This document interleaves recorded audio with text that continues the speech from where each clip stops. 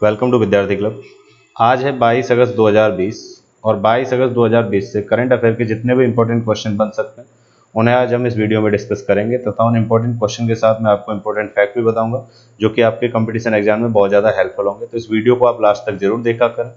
Video के last में आपसे एक क्वेश्चन पूछूंगा जिसका आंसर आपको कमेंट बॉक्स में लिखना है। आज की करंट अफेयर की PDF भी आप हमारे डिस्क्रिप्शन में लिंक दी हुई है, वहां से डाउनलोड कर सकते हैं। तो चलिए स्टार्ट करते हैं। स्वच्छता सर्वेक्षण 2020 में किस शहर को पहला स्थान प्राप्त हुआ है? तो पहला स्थान प्राप्त हुआ है इंदौर को। ऑप्शन नंबर डी आंसर सही है। तो इंदौर को हाल ही में स्वच्छता सर्वेक्षण 2020 की जो रिपोर्ट आई है उसके अनुसार स्वच्छता के मामले में पहला स्थान प्राप्त हुआ है पूरे भारत देश में।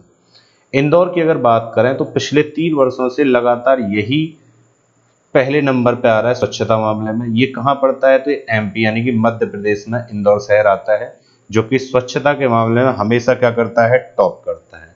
अब देखिए स्वच्छता के मामले में अगर टॉप किया है तो स्वच्छता जो सर्वेक्षण 2020 है ये परिणाम घोषित किए गए हैं और इस परिणाम में बहुत सारे फैक्ट हैं जो कि आपके लिए बहुत जरूरी हैं।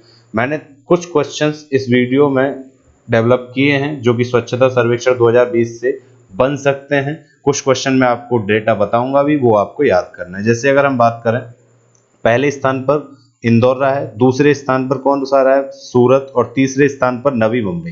सूरत कहाँ पड़ता है? गुजरात में। और नवी मुंबई कहाँ पड़ता है? महाराष्ट्र में। तो तीनों का क्रम आपको याद होना चाहिए। पहले पे इंदौर, दूसरे पे सूरत और तीसरे पे नवी मुंबई। जबकि मैसूरू ने भारत में सबसे स्वच्छ शहर का पुरस्कार भी जीता है। किसने? मैसूरू ने। ठीक है, तो ये भी आपको पता होना चाहिए। और ये जो आयोजन किया जाता है स्वच्छता सर्वेक्षण का, ये किसके द्वारा किया जाता है? तो आवास और शहरी मामलों के मंत्रालय द्वारा ये आयोजित किया जाता है। अब देखिए बात आई है आवास और शहरी मामलों के मंत्रालय की, तो वीडियो को पॉज करिए और मैंने आपको कैबिनेट मंत्री बता रखे हैं, केंद्रीय मंत्री सभी बता रखे हैं। तो बताइए जरा कमेंट बॉक्स में कि आवास और शहरी मामलों के मंत्रालय की मंत्री प्रेजेंट टाइम पर कौन है? अब स्वच्छ सर्वेक्षण पहली बार जो हुआ था वो हुआ था 2016 में, जिसमें 73 प्रमुख शहरों का मूल्यांकन किया गया था। दोबारा हुआ था 2017 में जिसमें 434 शहरों को शामिल किया गया। तीसरी बार हुआ ये 2018 में जिसमें 4203 शहर शामिल हुए। और इस बार 2019 में इसका आयोजन हुआ है और इसका जो रूप हुआ है वो डिजिटल रूप से ये किया गया है। तो इसके बारे में आपको पता होना चाहिए। नेक्स्ट क्वेश्चन हमारा, स्वच्छता सर्वेक्षण 2020 में किस शहर को अंतिम स्थान प्राप्त हुआ है? तो अंतिम स्थान इसमें प्राप्त हुआ है पटना को, यानी कि ऑप्शन नंबर ए आंसर सही है। तो पटना पड़ता है बिहार में और स्वच्छता सर्वेक्षण 2020 के अनुसार ये स्वच्छता के मामले में सबसे निचले पायदान पर है। कौन सा? पटना। तो इसके बारे में भी आपको पता होना चाहिए कि ये किस राज्य में पड़ता है। नेक्स्ट क्वेश्चन हमारा, भारत के पूर्व प्रधानमंत्री राजीव गांधी की कौन सी जयंती हाल ही में मनाई गई? तो इनकी जो जयंती मनाई गई है वो मनाई गई है कौन सी? 75वीं, यानी कि ऑप्शन नंबर ए आंसर सही है। तो 75वीं जयंती मनाई गई है हाल ही में।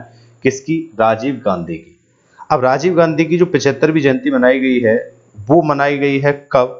वो आपको पता होना चाहिए कि इनकी जो जयंती है वो कब मनाई गई है। तो ये मनाई गई है 20 अगस्त को। कब मनाई गई है इनकी जयंती? 20 अगस्त को। और ये मरे कब थे? तो ये 1991 में मरे थे और ये हमारे भारत देश के 6वें प्राइम मिनिस्टर थे जो कि कब से कब तक रहे थे? 1984 से 1989। 1984 में इनकी माता इंदिरा गांधी का हत्या कर दी गई थी और उसी दौरान ये क्या बने थे? प्रधानमंत्री बने थे हमारे देश के, जो कि सबसे युवा प्रधानमंत्री भी थे। यानी कि 40 साल की एज में ये प्रधानमंत्री पद पर चुने गए थे और 40 साल के बनने वाले ये पहले युवा व्यक्ति थे जो कि प्रधानमंत्री के पद पर चुने गए। और इनकी जो जयंती मनाई गई है वो कौन सी जयंती मनाई गई है? 75वीं जयंती मनाई गई है। अब इनका जन्म कब हुआ था? तो इनका जन्म हुआ था 20 अगस्त 1944 को और 21 मई 1991 को इनकी क्या हो गई थी? डेथ। इनकी जो माताजी थी वो कौन थी? इंदिरा गांधी। इनके जो पुत्र हैं अभी एट टाइम पे बात करें तो कौन कौन है वो? तो वो है सोनिया गांधी और राहुल गांधी। इतना आपको इसके बारे में पता होना चाहिए कि हमारे देश के कौन से नंबर के प्रधानमंत्री थे, तो ये आपको पता होना चाहिए। नेक्स्ट क्वेश्चन हमारा, किस राज्य सरकार ने सेवारत और सेवानिवृत्त सैनिकों के लिए ग्राम पंचायत प्रॉपर्टी टैक्स से छूट देने का प्रस्ताव पारित किया है? तो ये जो प्रस्ताव पारित किया गया है ये किया गया है महाराष्ट्र गवर्नमेंट द्वारा, यानी कि ऑप्शन नंबर सी आंसर सही है। यानी कि महाराष्ट्र गवर्नमेंट के द्वारा अब जो सर्विस में हैं, जो सेवारत हैं और सेवानिवृत्त हो चुके हैं, जो कि सैनिक हैं, उनके लिए ग्राम पंचायत प्रॉपर्टी टैक्स में क्या दे दी गई है? छूट दे दी गई है। किसके द्वारा? महाराष्ट्र गवर्नमेंट के द्वारा। अब देखिए महाराष्ट्र की बात आई है तो मैं आपको महाराष्ट्र दिखा देता हूँ। ये जो आप मैप में देख रहे हैं ये जो राज्य है वो कौन सा है, महाराष्ट्र। ये किन किन राज्यों से अपनी सीमा साझा करता है ये आपको पता होना चाहिए। तो इधर गुजरात, इधर आपका एमपी, इधर छत्तीसगढ़, इधर आपका तेलंगाना और इधर आपका कर्नाटक और इधर आपका कौन सा, गोवा। तो इतने राज्यों से अपनी ये सीमा साझा करता है। जो कि अगर हम बात करें गुजरात और महाराष्ट्र के बीच में क्या है तो यहाँ पर क्या है, दादर नागर हवेली है, वो भी आपको पता होना चाहिए। महाराष्ट्र की जो राजधानी है वो आपको पता होनी चाहिए। तो महाराष्ट्र की राजधानी आपको पता है मुंबई, और जबकि यहाँ की शीतकालीन राजधानी क्या है, नागपुर। प्रेजेंट टाइम पे जो गवर्नर है वो भगत सिंह कोश्यारी हैं और भगत सिंह कोश्यारी अभी अतिरिक्त कार्यभार कहाँ का संभाल रहे हैं, तो ये गोवा का अतिरिक्त कार्यभार संभाल रहे हैं। चीफ मिनिस्टर यहाँ के कौन है, उद्धव ठाकरे, और डिप्टी चीफ मिनिस्टर कौन है, अजित पवार। और यहाँ पे जो विधानसभा सीटें हैं वो कितनी है, 288, राज्यसभा सीटें 19 है और लोकसभा सीटें कितनी है, 48 है।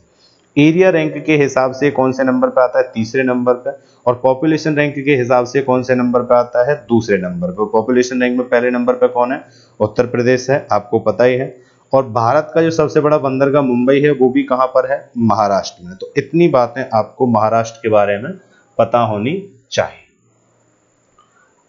नेक्स्ट क्वेश्चन हमारा, सरकारी नौकरियों में भर्ती के लिए केंद्र सरकार ने किस एजेंसी के गठन को मंजूरी दी है। तो ये जो एजेंसी के गठन को मंजूरी दी गई है वो दी गई है नेशनल रिक्वायरमेंट एजेंसी, यानी कि ऑप्शन नंबर हमारा सी आंसर सही है। यानी कि नेशनल रिक्वायरमेंट एजेंसी क्या करेगी, तो इसकी मंजूरी जो दी गई है ये किस लिए दी गई है, तो जो रेलवे, बैंक और भी कंपटीशन एग्जाम होते थे, जो अलग अलग एग्जाम हुआ करते थे, उन सबको मर्ज कर दिया गया। उनका जो प्री एग्जाम है सबका एक होगा। तो इससे फायदा क्या होगा, इससे लोड कम रहेगा संस्थाओं पर और वो एग्जाम कंडक्ट आराम से करवा सकती हैं। और इसमें ये भी रहेगा कि ज्यादातर लोगों को अलग अलग फॉर्म डाल के अपना पैसा खर्च करना नहीं पड़ेगा। तो नेशनल रिक्वायरमेंट एजेंसी बनने वाली है, जिसके तहत अभी कितनी सर्विसेज को रखा जा गया है, तो बैंक के जितने भी एग्जाम हैं, रेलवे के जितने भी एग्जाम है और एसएससी के जितने भी एग्जाम, उनका प्री कॉमन रहेगा। बाकी जो मेन एग्जाम रहेगा वो सबका क्या रहेगा, अलग अलग। तो इससे लोगों को काफी सारे फायदे होने वाले हैं, अलग अलग फॉर्म अप्लाई करने की जरूरत नहीं पड़ेगी। नेक्स्ट क्वेश्चन हमारा, गूगल ने भारत में रोजगार प्रदान आवेदन के लिए किस ऐप को लॉन्च किया है। तो ये जो लॉन्च किया गया वो किया गया कॉर्मो जॉब्स ऐप, यानी कि ऑप्शन नंबर सी आंसर सही है। तो कॉर्मो जॉब्स ऐप जो लॉन्च किया गया है वो किसके द्वारा किया गया, गूगल के द्वारा। भारत में क्या करने के लिए, रोजगार आवेदन के लिए इस ऐप को क्या किया गया है, लॉन्च किया गया। अब देखिए गूगल की बात आई तो गूगल के बारे में बता देता हूँ। इसकी जो गठन हुआ था वो हुआ था 4 सितंबर 1998 को। कहाँ पर, तो मेनलो पार्क कैलिफोर्निया यूएसए में इसका क्या है, हेडक्वार्टर भी वहीं पर है इसका। इसके जो सीईओ हैं वो है सुंदर पिचाई और इसकी जो पेरेंट ऑर्गेनाइजेशन है वो अल्फाबेट इंक है। और इसके जो फाउंडर थे 1988 में वो लैरी पेज और सर्जी ब्रिन थे। कौन, लैरी पेज और सर्जी ब्रिन। तो इतना आपको गूगल के बारे में पता होना चाहिए।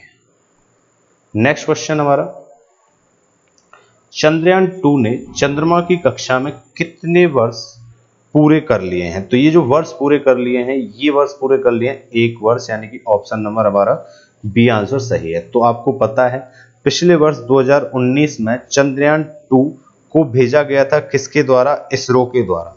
और हाल ही में इसने कितने वर्ष पूरे कर लिए, 1 वर्ष इसने क्या कर लिया है, पूरा कर लिया। यानी कि अभी भी ये सॉफ्ट लैंडिंग के लिए चंद्रयान 2 भेजा गया था, लेकिन सॉफ्ट लैंडिंग नहीं हो पाई थी। लेकिन फिर भी आज के टाइम पे भी वहां जो ऑर्बिटर है उसका वो अपना काम कर रहा है, वो वहां से चित्र लगातार भेज रहा है ऑर्बिटर। तो ये इसरो के द्वारा किया गया था और 20 अगस्त को इसे 1 वर्ष क्या हो गया है, पूरा हो गया है। चंद्रयान 2 जो भेजा गया था वो कब भेजा गया था, 2019 में। जबकि चंद्रयान फर्स्ट कब भेजा गया था वो भी आपको याद होना चाहिए। तो अक्टूबर 2008 में चंद्रयान फर्स्ट भेजा गया था और चंद्रयान 2 जो भेजा गया था वो कब भेजा गया था, 22 जुलाई 2019 को। कहां से, आंध्र प्रदेश के सतीश धवन अंतरिक्ष केंद्र से। और 20 अगस्त 2019 को इसे चंद्रमा की चंद्र कक्षा में डाला गया था। इसीलिए 1 वर्ष जो पूरा हुआ है चंद्रमा की कक्षा के जाने पर चंद्रयान 2 को, वो कब पूरा हुआ है, 20 अगस्त को। तो इतना आपको चंद्रयान 2 के बारे में पता होना चाहिए। नेक्स्ट क्वेश्चन हमारा, आरबीआई ने वित्तीय शिक्षा के लिए राष्ट्रीय रणनीति का अनावरण किस वर्ष तक के लिए शुरू किया है। तो ये जो शुरू किया गया है वो किया गया है 2025 तक, यानी कि ऑप्शन नंबर हमारा डी आंसर सही। यानी कि 5 साल के लिए आरबीआई के द्वारा वित्तीय शिक्षा के लिए राष्ट्रीय रणनीति का अनावरण किया गया है। कब से लेके कब तक, 2020 से लेके 2025 25 तक ये किया गया है। अब इससे होगा क्या, देखिए तो ये जो योजना लॉन्च की गई थी पहली बार 2013 में लॉन्च की गई थी और इसका काम क्या है, तो ये आर्थिक रूप से जागरूक और सशक्त भारत को प्राप्त करने के उद्देश्य से लॉन्च की गई है। यहाँ सामग्री स्कूलों में पाठ्यक्रम को संदर्भित करती है और उसी के लिए क्षमता को विकसित करने के लिए काम किया गया है। किसके द्वारा? आरबीआई के द्वारा। अब देखिए आरबीआई के बारे में आपको पता होना चाहिए। आरबीआई की फुल फॉर्म क्या है? Reserve bank of India, Bharat का एकमात्र केंद्रीय बैंक। कौन सा? रिजर्व बैंक ऑफ इंडिया, जिसका गठन कब हुआ था? तो ये 1 अप्रैल 1935 को इसका गठन हुआ था। प्रेजेंट टाइम पर इसके गवर्नर कौन है? शक्तिकांत दास है। इसका जो हेडक्वार्टर है वो कहाँ पर है? महाराष्ट्र, मुंबई में है। अच्छा, प्रेजेंट टाइम पर तो शक्तिकांत दास हैं इसके गवर्नर, लेकिन प्रथम इसके गवर्नर कौन थे? वो सर ऑसबोर्न स्मिथ थे। कौन थे? Sir Osborne Smith. तो इतना आपको इसके बारे में पता होना चाहिए। नेक्स्ट क्वेश्चन हमारा, भारत ने किन 2 देशों के साथ मिलकर चीन से मुकाबला के लिए आपूर्ति श्रृंखला लचीलापन पहल लॉन्च की है? तो ये जो आपूर्ति श्रृंखला लचीलापन पहल लॉन्च की गई है ये किन 2 देशों के साथ मिलकर की गई है? ऑस्ट्रेलिया और जापान, यानी कि ऑप्शन नंबर डी आंसर सही है। तो ऑस्ट्रेलिया, जापान और भारत 3 देशों ने मिलकर चीन से मुकाबला करने के लिए एक पहल लॉन्च की है। कौन सी? आपूर्ति श्रृंखला लचीलापन पहल। ये जो पहल थी ये वैसे तो शुरुआत में किसके द्वारा शुरू की गई थी? जापान के द्वारा, लेकिन अभी भारत और ऑस्ट्रेलिया भी इसके साथ जुड़ गए। अच्छा, जुड़ने का कारण क्या रहा? तो कोई भी देश इस टाइम पे चीन के साथ रहना नहीं चाहता या उससे से कम संपर्क रखना चाहता है और इसीलिए उस पर डिपेंड ना रहना पड़े, आत्मनिर्भर बन जाए, इसी के लिए 3 देशों ने मिलकर ये पहल लॉन्च की है। कौन कौन से देशों ने मिलकर? भारत, ऑस्ट्रेलिया और जापान। तो ये पहल लॉन्च की गई है। इससे पहले जापान ये शुरू कर चुका था, लेकिन बाद में इसे भारत और ऑस्ट्रेलिया भी जुड़ चुके हैं। इसका जो मुख्य उद्देश्य है वो हिंद प्रशांत क्षेत्र में, जो हिंद महासागर है उसी प्रशांत क्षेत्र में, हिंद महासागर और प्रशांत महासागर के क्षेत्र में प्रत्यक्ष विदेशी निवेश को आकर्षित करना है। इस क्षेत्र को आर्थिक महाशक्ति में बदलना है। तो ये सब काम करने के लिए ऑस्ट्रेलिया, जापान और भारत ने 3 देशों ने मिलकर ये पहल लॉन्च की। नेक्स्ट क्वेश्चन, भारत ने हाल ही में ASEAN India network think tank के कौन से गोलमेज सम्मेलन में भाग लिया है? तो ये जो गोलमेज सम्मेलन में भाग लिया गया है ये कौन से गोलमेज सम्मेलन में भाग लिया गया है? तो ये लिया गया 6वें में, यानी कि ऑप्शन नंबर हमारा ए आंसर सही है। इसकी जो शॉर्ट फॉर्म है वो क्या है? AINTT, ASEAN India network think tank. तो इसका जो गोलमेज सम्मेलन हुआ है वो कौन सा हुआ है? 6वें नंबर का, जिसमें भारत का जो प्रतिनिधित्व किया है वो प्रेजेंट टाइम के जो विदेश मंत्री हैं सुब्रमण्यम जयशंकर, यानी कि S जयशंकर, उन्होंने भारत का क्या किया है? प्रतिनिधित्व किया है। अब आपको पता है ASEAN India network think tank, ये जो ब्रांच है ये किसकी ब्रांच है? तो ये आसियान जो संगठन है, कौन सा संगठन? आसियान जो संगठन है उसी की एक ब्रांच है, उसी के तहत ये हिस्सा लिया गया है। अच्छा, भारत आसियान शिखर सम्मेलन 16वां आयोजन जो हुआ था 2019 में, वो कहां पर हुआ था? तो वो बैंकॉक, थाईलैंड में हुआ था।